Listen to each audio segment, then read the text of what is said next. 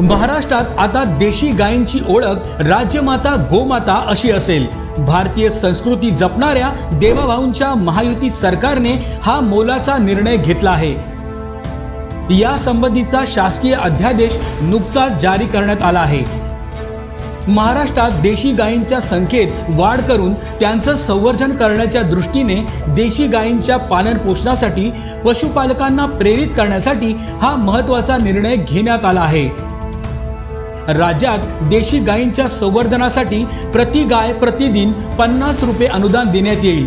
गोशाळांना अत्यल्प उत्पन्न असल्याने त्यांच्या मदतीसाठी हा निर्णय घेण्यात आला आहे। त्या देशी गायीचं संवर्धन झालं पाहिजे म्हणून हा दर्जा देण्यात आलेला आहे। आणि एवढंच नाही तर ज्या ठिकाणी पांजरपोळ आहे, ज्या ठिकाणी व्यवस्था आहे, अशा ठिकाणी देशी गायीच्या चाऱ्याकरता मदत करण्याचा निर्णय देखील राज्य सरकारने घेतलेला आहे। या योजनेची अंमलबजावणी ऑनलाईन पद्धतीने केली जाणार आहे।